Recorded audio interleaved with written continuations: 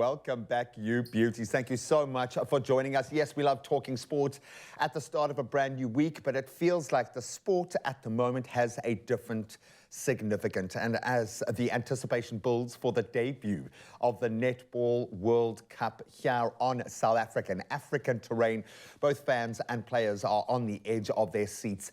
Undoubtedly, this momentous event will be a career highlight for many of our South African ladies, and I think for the fans, an unforgettable opportunity to get up close and personal to this beautiful game and story. Now, before the exhilaration of the court action commences and significant time, resources and passion, that real strength of character have been invested in orchestrating the competition's intricate logistics. It's quite hectic, and to shed light on these behind-the-scenes intricacies, we are privileged to have the president of Netball South Africa, Cecilia Molokwane, with us today, and she's brought some stuff. She's brought along something really shiny and beautiful and so special.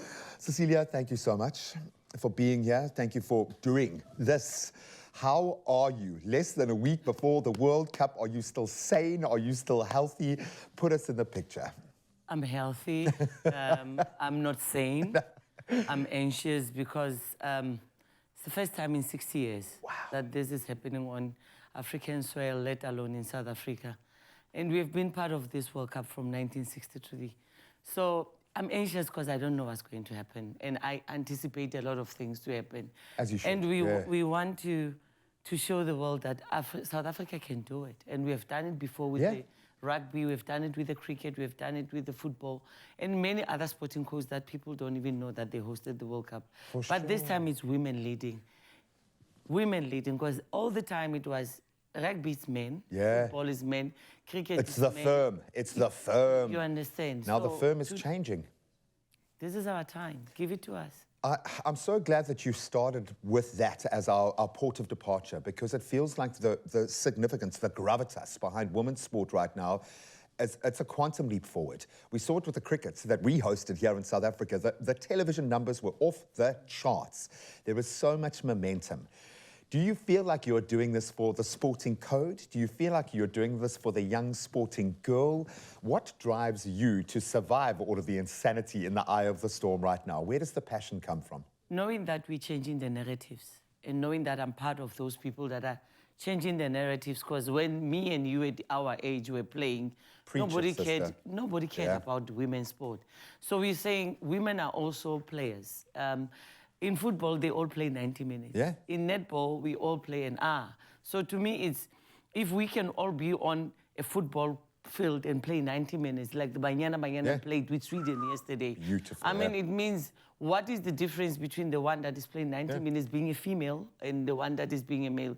So we are saying to the young girls, it's possible. You can also make a career out of sport, and you can also be taken. You can get an education out of sport. You don't have to play for your national team to get a university education, to get, I don't want to say a free ride because you'll work for it, but there are massive shortcuts here to life, hacks, if you will, to life. All of that being said, logistically, with so many teams, this must be crazy. What has been the biggest challenge bringing this all together?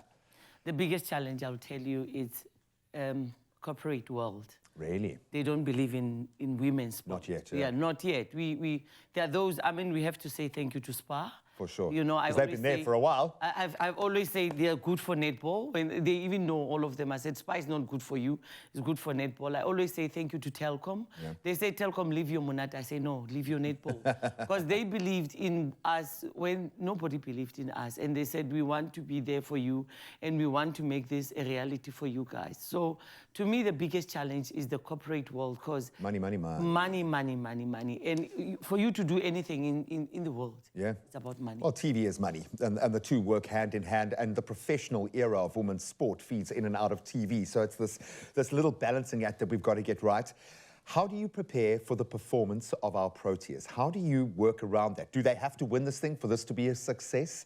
How do you put into perspective the national team? Because we've got the small matter of our team playing against the best in the world, and that's got to be our first kind of agenda, or not. How do you wrap your head around that? I always say the Spa Proteas, then the World Cup. Okay. So it's not the other way around.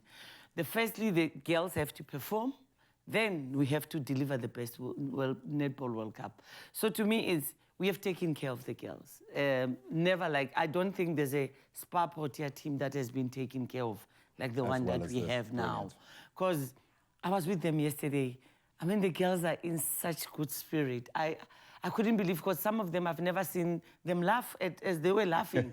And I was like, wow. Certainly not a week before this. You know, and week, no, days. Yeah. 4 days. I mean, it was 5 days before the tournament.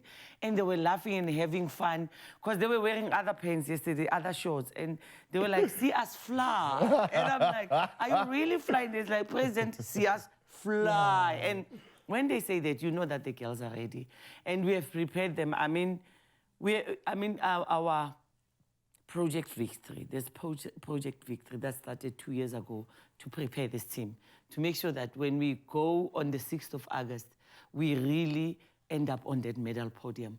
And I want to say thank you to everybody who was involved in Project Victory. I mean, it was done behind closed doors, you know, and people wanted this team to perform. And we are saying, I don't think the team will disappoint, because the girls, the way I've seen them, they want it more than me and you. I can tell you that, because they said, President, we hear you, you want this, but let's tell you, we want it more than you. Listen, I think they'd be hard-pressed to want it more than you, girl, because I have a feeling that this is one of those watershed moments of your life. So congratulations for getting to this point.